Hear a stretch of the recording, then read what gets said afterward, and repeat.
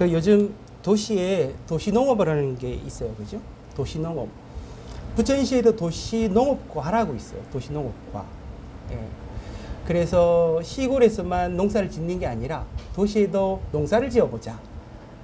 그래서 이제 도시농업과라고 있는데, 저희가 흔히 이제 주말 농장이라 그래서 농장에 가서 이제 농사를 짓는 사람들을 보잖아요.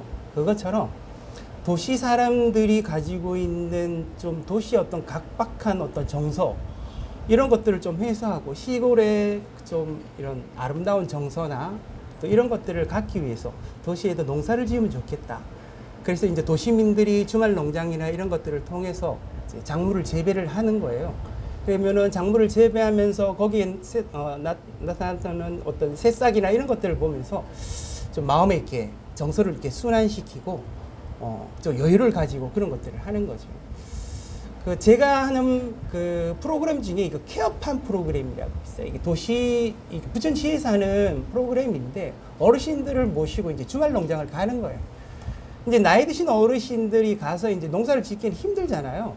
그래서 뭐 가서 뭐 이렇게 밥 메고 뭐 그렇게 열심히 하시는 건 아니라 이제 농사 짓는 분은 따로 계시고 가서 이제 산책하고 그 다음에 약간 이제 작물도 이제 심어보고 예, 이제 좀 이렇게 농사를 이제 체험해보는 또 산책도 하고 소풍 겸 이렇게 가시는 이제 프로그램이에요. 그래서 저는 어르신들이 이제 가기 때문에 어르신들이 되게 이제 젊었을 때 다 농사를 지어 봤을 거다 이런 생각이 있거든요. 농사를 잘 지었겠다라고 생각이 되는데, 물론 이제 젊었을 때 농사를 지으신 분들이 계세요. 그죠? 예, 계시는데 도시에만 사셨던 분들은 농사를 지어본 경험이 한 번도 없으신 분들이 종종 계세요. 참 의외였어요. 그래서 뭐 전혀 모르시는 거예요, 농사에 대해서. 아예 참 모르신다. 그래서 젊은 이제 이 주변에 있는 분들한테 자꾸 물어보는 거죠. 뭐 농사 짓는 법도 이렇게 물어보시는데, 처음에 가서 이제 그 밭에다가 이제 흙을 잘 갈아서 엎어서 그래서 이제 고르게 해놓고 이제 씨를 뿌리잖아요. 그래서 이렇게 씨를 보시면서 이게 무슨 씨인지도 모르는 거죠. 이게 뭔 씨냐, 이게 뭐 파냐, 뭐 상추냐 이런 것도 잘 모르시고, 그래서 이것을 잘 설명해서 이건 파입니다, 뭐 이거는 뭐 상추입니다, 뭐 이러면서 이제 가르쳐 주고 난 다음에 이제 뿌리라고 이제 그렇게 뿌려 놓은 거예요. 그리고 이제 한 2주나 3주 지나니까 그 땅에서 이제 싹이 나는 거예요. 어르신들이 이제 그걸 보면서 도시에서 이제 농사를 지어보지 않았던 분들 그게 너무 신기한 거예요. 씨를 그냥 뿌렸는데, 그리고 씨 뿌리고 난 다음에 2, 3주가 지났는데 거기에서 새싹이 이렇게 돋아나니까 이게 그분들한테는 새로운 경험이에요. 처음 이제 경험. 물론 이제 봄에 새싹 나는 것들을 보긴 봅니다. 하지만 그거는 본인들이 뿌린 게 아니거든요. 그래서 누가 뿌렸으니까 자연이 낫겠지라고 생각을 하는데, 본인이 뿌린 씨, 그죠? 그거를 이제 뿌려놨는데 싹이 나니까 신기한 거예요. 그러면서 다 같이 이렇게 하시는 말씀이, 뭐 내가 한 게 없는데 어떻게 2, 3주 지나니까 어떻게 이렇게 싹이 날까 하고 참 신기하다 이러면서 그 본인의 육체에 어떤 노쇠함이 있잖아요. 근데 그런 어떤 생명의 씨앗을 보면서 힘을 얻는, 또 뭐 소망을 얻는, 그리고 이게 리프레시 되어지는 그런 것들을 느끼나 봐요. 그리고 올 때마다 그것이 너무 보기가 좋다라는 거예요. 보면서 그것도 또 가꾸고 또 그러면서 막 이렇게 잘하는 것도 보고 막 기뻐하고 막 즐거워하고 그렇게 되는 거죠. 씨라는 게 그냥 보기에는 살아있는 게 아닌 것처럼 보여지잖아요. 물론 그 안에 이게 생명이 있는데. 근데 그 씨가 땅을 만나서 이제 비도 오고 이제 물도 이렇게 하면은 자연스럽게 그 안에 이제 생명이 돋아나서 이렇게 새싹이 나잖아요. 이게 하나님의 섭리입니다. 이게 하나님의 섭리. 물론 이것이 자연의 섭리이기도 하지만 하나님의 역사이기도 한 거죠. 정말 하나님이 정말 살아계심이 무엇인지를 어떤 그런 작은 것들을 통해서 알 수 있는 것이 아닐까, 이런 생각이 들어요. 그 속에 담겨져 있는 이 하나님의 섭리가 오늘 이 본문의 배경입니다. 하나님의 말씀이 인간의 마음 속에 뿌리 내리면 자연스럽게 생명이 돋아나는 거예요. 그것이 하나님의 섭리인데, 예수님께서 그 자연의 섭리를, 그것을 배경으로 가지고 오셔가지고 그들에게 하나님을 알아가는 것, 그들이 하나님의 백성으로 살아가는 것, 그들 속에 역사하시는 그 말씀이 무엇인지를 그들 가운데 보여주고 그것을 해석해 주는 거죠. 하나님을 알지 못하는 사람들, 대개 인간이 태어나면요 하나님을 잘 몰라요. 굉장히 어리석고 무지한 거죠. 잘 모르는데, 게다가 이렇게 살면서 가지고 있는 인간의 이 타락한 죄로 인하여서 하나님을 아는 것이 참 어렵습니다. 근데 이 하나님을 알지 못하는 이 어리석은 백성들, 어리석은 이 인간들에게 하나님을 알려줘야 되는데, 그것을 어떻게 알려주겠어? 그것이 어떻게 하나님이 어떤 분인지, 하나님이 하시는 말씀을 통하여서 그들 속에 역사하여 하나님을 알려주는 거예요. 인간의 언어를 사용을 하는 거예요. 인간의 언어. 인간이 이렇게 문명을 가지잖아요. 문명. 인간이 그래서 살면서 무엇인가를 생산하고 또 무엇인가를 발달시킵니다. 근데 무엇인가를 생산하고 무엇인가를 발달시킬 때 가장 중요한 도구가 뭐냐면 언어예요. 언어. 이 언어가 있어야만 인간은 소통이 가능하거든요. 언어가 있어야만 내가 가지고 있는 생각을 표현할 수 있어요. 언어가 있어야만 그것이 표현되어지고 소통되어지고 그것이 모여지며 인간들이 서로 함께 모여서 무엇인가를 생산해내고 그 생산해낸 것들을 통해서 발전해 나가는 일들이 일어납니다. 그래서 이 언어는 굉장히 인간의 소통에 중요한 도구가 되어집니다. 사람이 발달되어지는 것, 사람이 태어나면은요 오만오만 하잖아요. 언어가 안 돼요. 자기를 표현하고 싶어도 표현할 수가 없어요. 그러니까 인간은 인간 스스로 내가 누구인지를 아는 것이 그리 쉽지 않아요. 근데 자연스럽게 인간이 무엇을 습득하게 되냐면 언어를 습득하게 됩니다. 언어를 습득하기 시작하면은 그 다음부터 내가 옹알옹알 하면서 표현했던 것이 말로 표현되기 시작하죠. 엄마라고 부르기도 하고, 내가 배가 고프면 배가 고프다고 말도 하기도 하고, 이렇게 이제 표현하기 시작해요. 그렇게 표현하기 시작하면 내가 가지고 있는 정서나 내가 가지고 있는 생각들을 말하기 시작합니다. 그것을 말하면 이 세상 가운데 던져요. 그것이 엄마라는 세상이든 아빠라는 세상이든 아니면 주변에 있는 사람이든 그것을 던져지잖아요. 던져지면 뭐가 있냐면 반응이 있기 시작해요. 근데 그 반응을 통해서 내가 누구인지를 알게 되는 거예요. 긍정적인 반응의 신호가 오면은 내가 긍정적인 인간이라는 것들을 느끼기 시작하고, 혹여 가끔 부정적인 것들이 내게 오면 내가 부정적인 사람인가라는 것들을 스스로 느끼기 시작하는 거예요. 그러니까 내가 가져야 될 내 스스로가 누구인지에 대한 자의식이 있잖아요. 이 자의식이 언어를 가지게 되면서부터 점점 더 그것이 확대되어지고 크게 성장하기 시작합니다. 이 언어라는 게 그런 어떤 역할들을 하게 됩니다. 내가 누구인지를 알게 되는 거예요. 그러면서 또 뭐 세상을 배우기 시작하는 거예요. 아빠를 배우기도 시작하고 엄마를 배우기도 시작하고 내 주변에 있는 환경들을 배우기 시작하는 거예요. 그러면은 살아가는 삶들을 배우기 시작하고 알아가기 시작해요.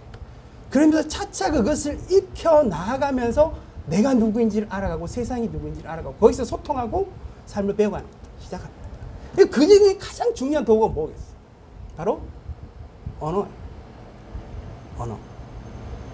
그러면은 하나님이 우리에게 하나님을 전달하고 하나님을 알려주시기를 너무나도 원하세요. 이 하나님의 이 갈망이에요. 우리가 이 성경을 보면 하나님의 갈망하는 안타까운 마음들이 나타나잖아요. 그 마음의 대부분은 뭐냐면 하나님이 하나님 자신을 알려주고 싶은 거예요. 왜? 모르니까 인간들이. 하나님이 인간을 만드셨는데 인간이 몰라요. 하나님이 인간을 만드신 인간이 어떻게 살아야 될지 삶의 법칙을 하나님이 알고 계세요. 근데 인간이 그것을 몰라요. 자기가 오른쪽 자기 마음대로 살아가는 거예요. 하나님이 생각하는 하나님의 뜻이 있어요. 그 뜻을 알려주고 싶어요. 인간은 너무나도 이 죄악 가운데 살고 있어요. 이 죄악 가운데 살면 영원한 죄악, 죽음 가운데 살 수밖에 없는 거예요. 그럼 어떻게 구원을 얻을 수 있을지, 그 구원의 방법은 무엇인지 이것도 하나님이 알려주고 싶어요. 이 안타까운 하나님 알려주고 싶은 마음이 있어요. 그죠? 그것을 하나님 어떻게 인간에게 전달하겠냐? 어떻게 그것을 인간에게 전달하겠냐? 물론 살면서요, 인간의 삶의 역사 속에서 하나님은 꾸준히 계속해서 하나님은 섭리하십니다. 하나님은 역사하십니다. 하나님은 살아계셔서 인간의 삶과 떨어져 계시는 분이 아니라 그 삶 가운데 함께 하시면서 계속해서 하나님은 무엇인가 계속 역사를 일으켜 나가세요. 그죠? 그래서 하나님은 인간을 그 삶의 죽음의 저주의 죄의 구렁텅이에서 구원하려는 구원의 역사들을 일으켜 가시는 거예요. 그렇게 인간을 그렇게 구원해 가시면서 하시는 하나님의 작업 중에 하나가 이거예요. 성경. 그것을 기록하는 거예요. 왜요? 그것은 그때 살았던 시대의 사람뿐만 아니라 또 다음의 세대, 다음의 세대도 알아야 되거든요. 그것이 모세 시대 때는 그냥 말로만 전해졌어요. 모세 이후로는 모세부터 어떻게 했어요? 그것을 글로 적기 시작하는 거예요. 그것을 이제 말씀으로 만들어 가는 거예요. 그것을 만들어서 인간들에게 하나님이 누구인지, 하나님이 어떤 분인지, 인간이 알아야 될 하나님에 대해서 하나님의 성경 말씀을 통해서 세세히 그 저자들을 통해서 적어 가는 거예요. 그래서 하나님을 알려주고 싶으신 거죠. 우리가 이게 책의 저자들을 만나게 돼요. 그죠? 책의 저자. 우리가 이 독서를 하게 된다는 것은요, 그 책을 지은 이 저자를 만난다는 것과 같은 거예요. 그죠? 독서를 한다는 것은, 이 독서를 한다는 것은 그 책의 저자가 가지고 있는 생각, 그 책의 저자가 가지고 있는 어떤 마음, 혹은 그 책에서 이 책을 읽는 독자들에게 하고 싶은 말, 그지? 그런 것을 이 저자들이 적어요. 책에다가. 적으면은 이 책을 읽는 사람들이 실제 그 책을 읽기는 하나, 그 책 속에서 누구를 만나요? 이 책을 지은 저자가 가지고 있는 생각, 마음, 그 독자에 대한 생각들, 또 세상에 대한 생각들을 읽게 되어지는 그 저자와 독자가 만나게 되어지는 그 만남을 통해서 이 저자가 가지고 있는 생각을 독자가 함께 소통해 나가고 알게 되어지는 일들이 일어나요. 성경, 하나님이 쓰신 책이잖아요. 그럼 하나님이 가지고 있는 이 생각을, 하나님이 가지고 있는 이 뜻을, 이 마음을, 이 성경을 읽는 사람들이 하나님의 그 생각과 뜻을 읽어가는 거예요. 그 성경을 읽음을 통하여서 무엇이? 하나님과 그 성경을 읽는 독자와의 만남이 이루어져요. 그 만남을 통하여서 이때까지 알지 못했던 그 하나님에 대해서 서서히 알아가기 시작합니다. 그것이 말씀과의 만남. 그것이 말씀을 읽는 이유예요. 앞에서 제가 말씀드렸듯이 하나님은 인간에게 하나님이 누구인지를 너무나도 알려주고 싶어요. 이 갈망하는 마음. 근데 그것을 하나님은 이 말씀을 통하여서 이 말씀을 읽는 독자들과 만남을 가지고 내가 누구인지 그 독자들에게 그것을 설명해주고 보여주고 풀이해주는, 그것이 이 성경 속에 담겨 있는 거죠. 그리고 이 성경은 너무너무 중요한 책이에요. 왜냐하면요, 우리가 이게 하나님을 아는 것은 여러 가지 다양한 방법들이 있어요. 우리가 뭐 함께 이렇게 예배를 드린다, 혹은 함께 뭐 모여서 이렇게 기도를 한다, 아니면 홀로 독방에 앉아서 이렇게 기도를 한다, 뭐 예배를 드린다, 이러면은요, 우리 하나님을 알기도 합니다. 하나님의 마음을 느끼기도 하고 경험하기도 합니다. 하나님의 생각을 읽기도 합니다. 또 살면서요, 사람을 만나고 또 사역을 하고 또 그 속에서 하나님이 가지고 있는 뜻이 무엇인지를 우리가 발견하기도 하는 거죠. 내가 살면서 사는 삶의 경험을 통하여서 그 삶의 경험 속에 살아계신 하나님이 어떤 분인지를 만나게 되고 경험하게 됩니다. 근데 이 경험은 어떤 경험이냐면 주관적 경험이에요. 주관적. 내가 가지는 내 주관 속에서 느껴지고 경험되어지는 하나님이에요. 근데 그것이 절대적이지 않습니다. 그 경험은 어떻다? 틀릴 수 있다라. 이것이 중요해요. 틀릴 수 있는 이 주관적 경험을 절대적으로 가지고 와서 이것은 정말 내가 경험한 하나님이니 이것은 정말 옳다, 이러면은요, 곤란합니다. 그것은 언제나 틀릴 수 있기 때문에. 그죠? 그 주관적 경험은. 근데 이 성경은요, 완성된 책으로 우리들에게 주어졌어요. 그래서 이것은 절대적이고 객관적 하나님이에요. 그래서 중요해요. 이것을 그래서 텍스트라고 해요. 텍스트. 딱 기준이 되어지는 책이에요. 그래서 이 절대적 기준으로 던져진 이 말씀을 통하여서 하나님, 그 객관적인 하나님을 우리가 알게 되어지는. 그 객관적 절대적 기준의 하나님이 어떤 분인지 이 성경 속에서 알게 되어지는 거죠. 그래서 이 절대적 기준이 성경으로 완성되었어요. 또 다른 성경이 있어서 이것도 하나님이다 저것도 하나님이다 막 가져오잖아요. 근데 그 기준이 될 수가 없어요. 그것을 참고할 수는 있어요. 성경에 대한 참고서는 있을 수 있어요. 근데 그것이 성경은 될 수 없다는 거예요. 그래서 성경이 중요합니다. 텍스트이기 때문에. 절대적 기준이기 때문에. 그럼 내가 주관적으로 하나님을 경험하잖아요. 살면서 예배를 드리면서 찬송을 드리면서 기도를 하면서 삶을 살아가면서 내 삶의 사역의 현장 속에서 경험하는 그 하나님이 어떤 하나님인지를 내가 경험을 하고 알아가는데 이 알고 있는 이 하나님을 뭐에 비추어 보겠어? 말씀에 비추어 보는 거예요. 정말 내가 경험한 하나님이 진짜 하나님인가? 그 경험한 내가 알고 있는 그 지식의 하나님이 특히 틀린 것은 아닌가? 이 성경을 비추어 보고 이 성경 속에서 이 말씀 속에서 하나님의 내가 제대로 알고 있는지를 비추어 보고 그것을 고청해 나가고 수정해 나가고 그것을 발전시켜 나가고 이러한 것이 우리한테 일어나는 거예요. 그래서 그 말씀은 그 성경은 우리에게 너무나도 중요한 책이다. 그래서 이 두껍고 힘들고 이 어려운 책을 굳이 읽어야 되나? 굳이 읽어야 된다라는 거예요. 굳이 우리가 봐야만 된다.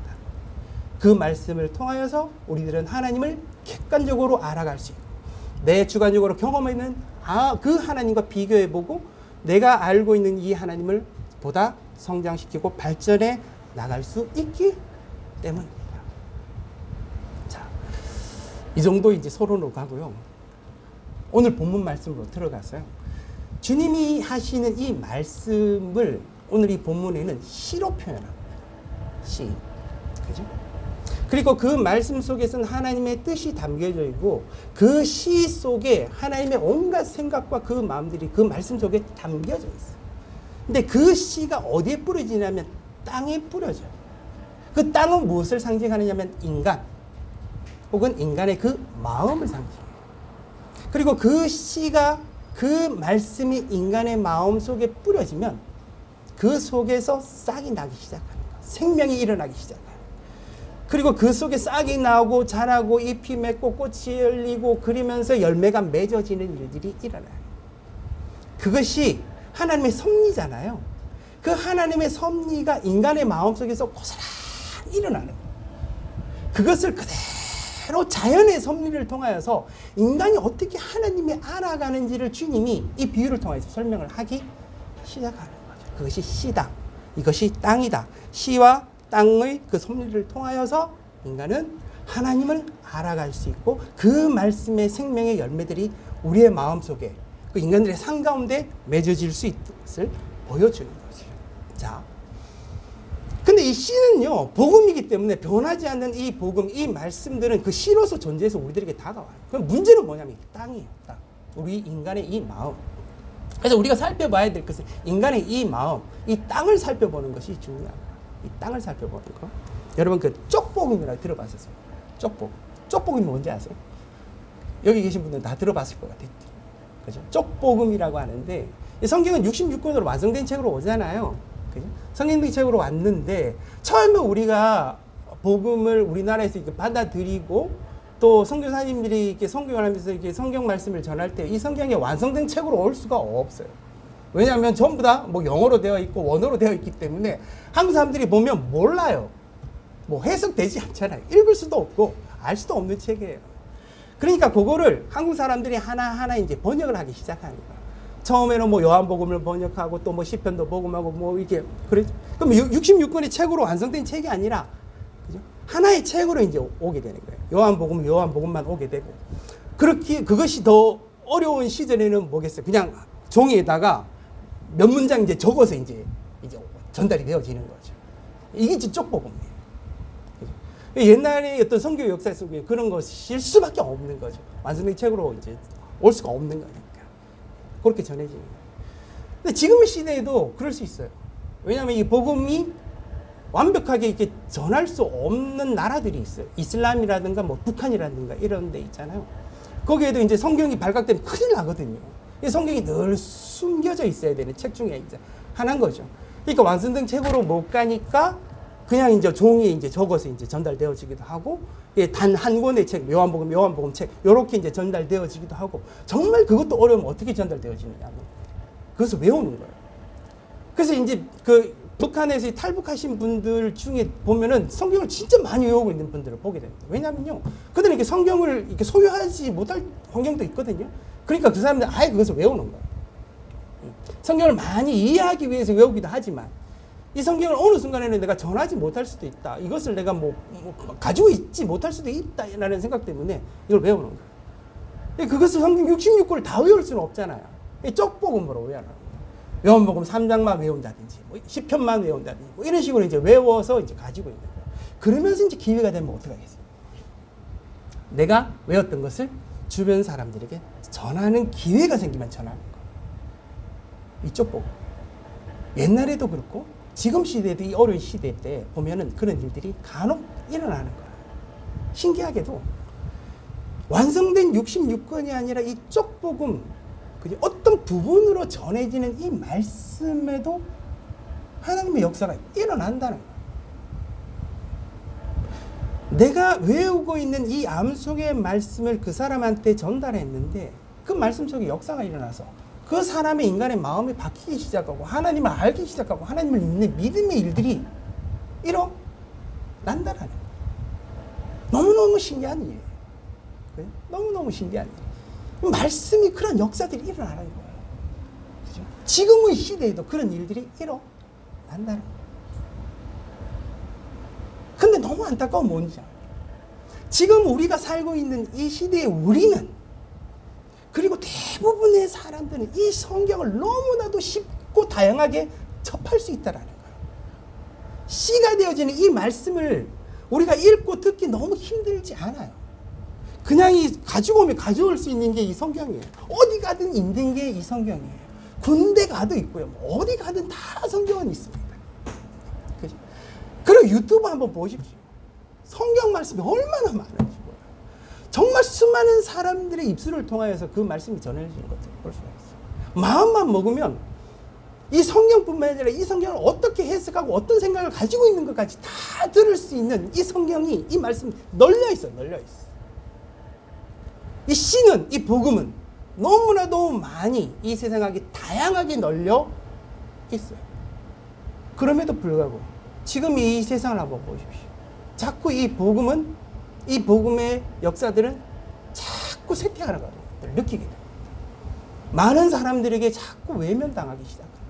특히 이 젊은 사람들은 이 복음의 말씀을 받아들이기 너무너무 힘들어하는 것들을 보게 됩니다. 이 마음의 땅이 그들은 아직 준비되어 있지 않는 것들을 보게 됩니다. 그들에게 복음의 말씀을 던져도 툭툭 튕겨나오는 것들을 보게 됩니다.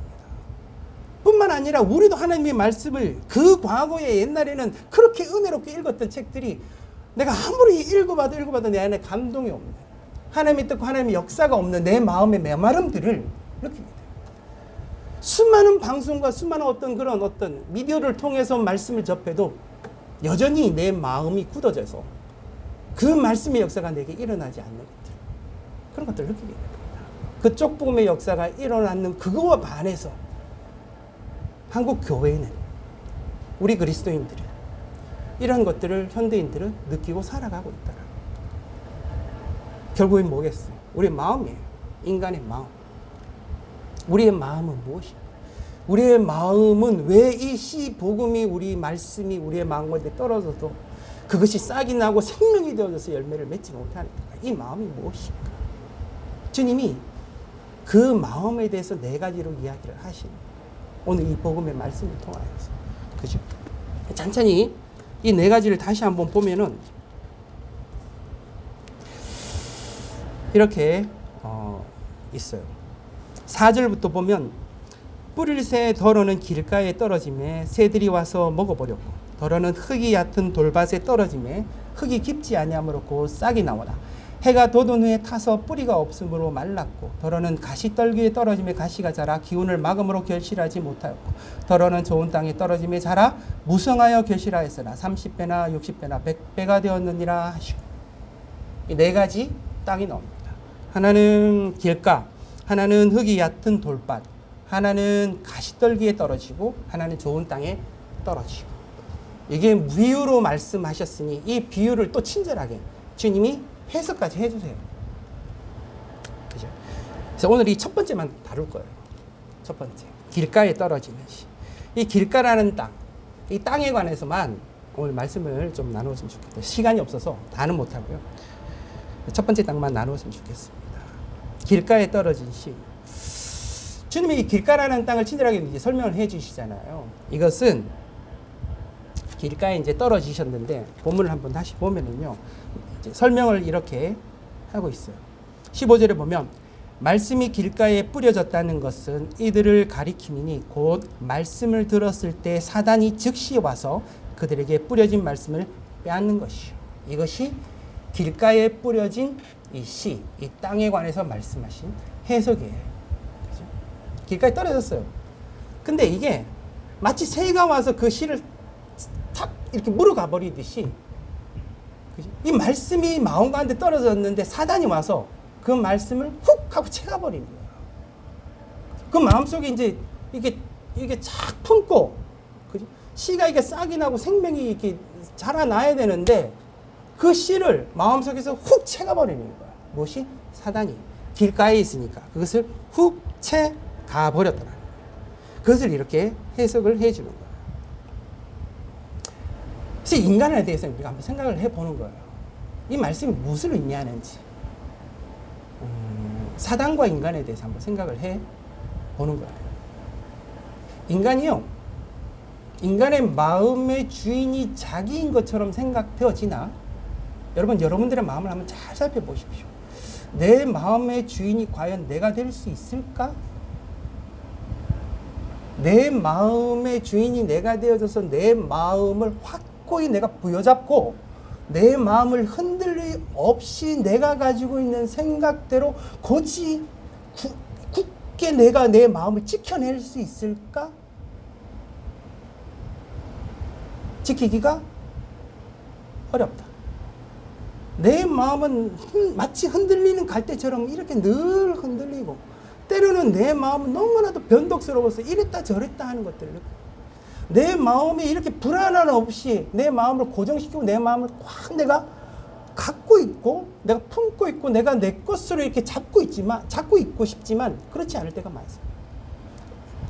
성경에서 영적으로는 이렇게 설명을 하는 거예요.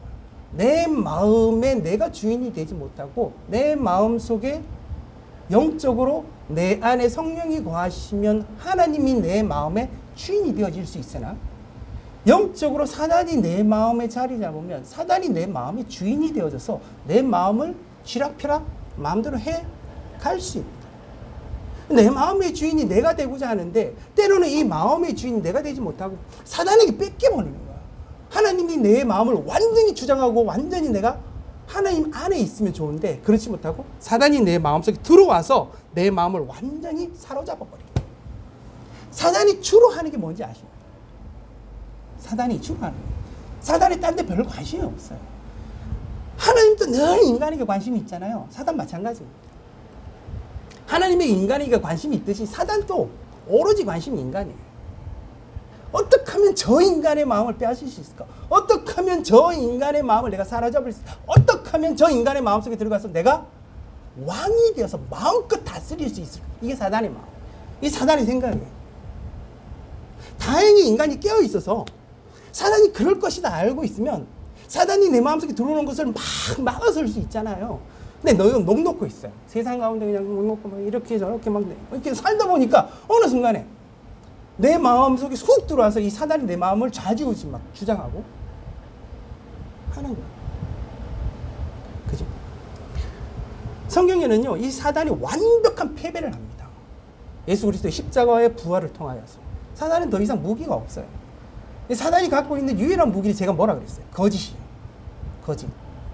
사단이 가지고 있는 유일한 무기는 이 거짓인데 이 거짓으로 인간의 마음속에 들어가는 거예요. 속삭이면서 들어가는 거죠.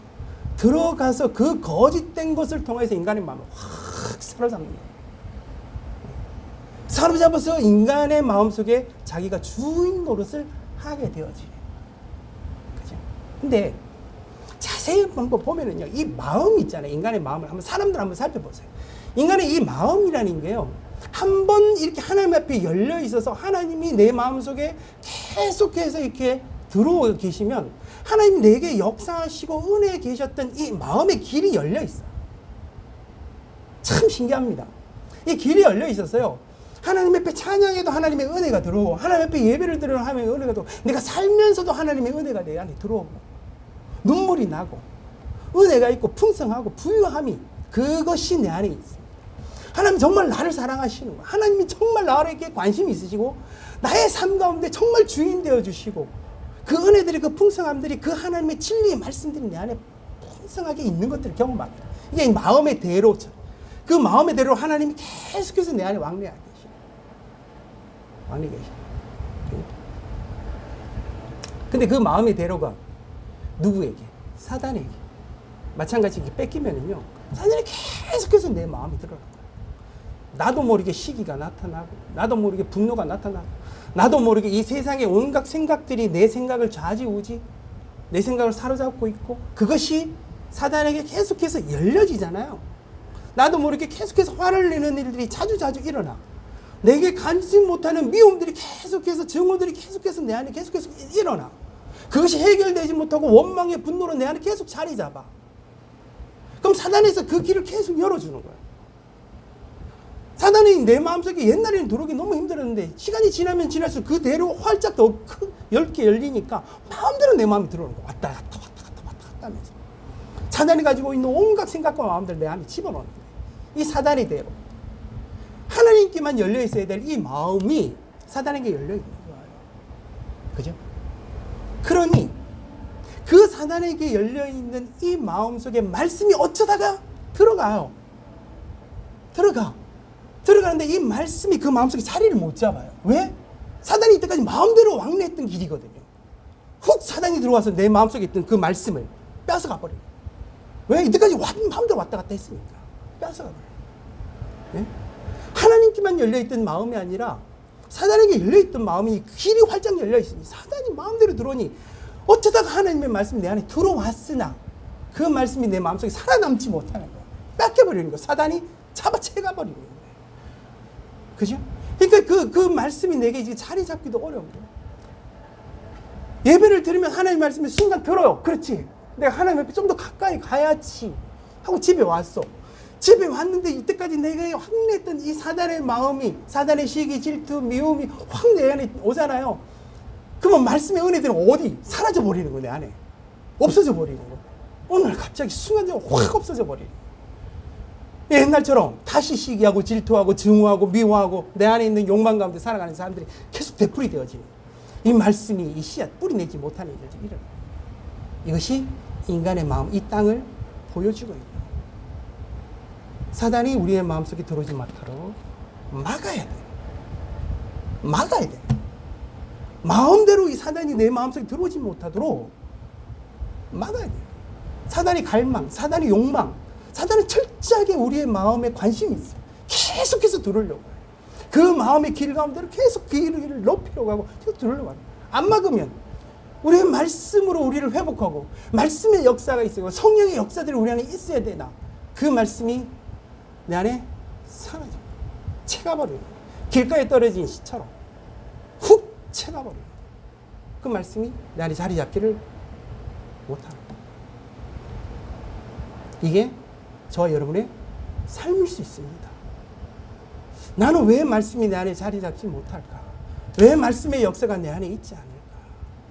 우리가 길가에 떨어진 이 씨처럼, 길가에 떨어져 있는 이 길가의 마음처럼 그 말씀이 내 안에 자리 잡지 못하는, 내가 이미 사단에게 빼앗겨져 버린 마음 가운데 있으니 이 말씀에 열매를 맺지 못하고 계속 빼앗겨버리는 그 마음입니다.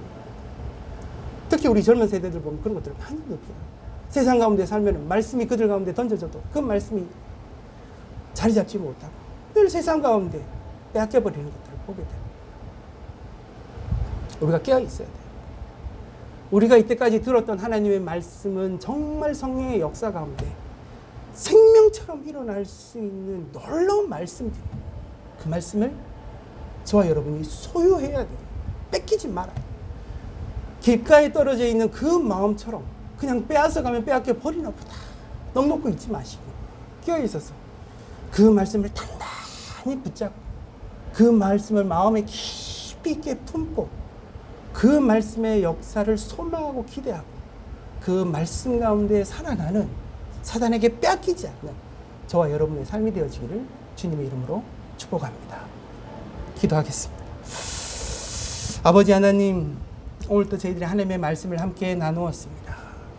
주의 말씀 가운데 살아가기를 소망하시고 그 말씀을 통하여서 하나님을 드러내고 나타내며 하나님 알려주기를 원하시는 그 뜻을 우리가 깊이 있게 마음에 새기고 우리의 이 말씀이 사단에게 뺏기지 않도록 끼어 있어서 주님께로 날마다 나가고 단단히 끼어 있어서 그 말씀을 지켜나가는 저희들의 삶이 될 수 있도록 주님의 은혜를 베풀어 주시옵소서. 예수 그리스도의 이름으로 기도드립니다. 아멘. 우리 찬송가 214장 함께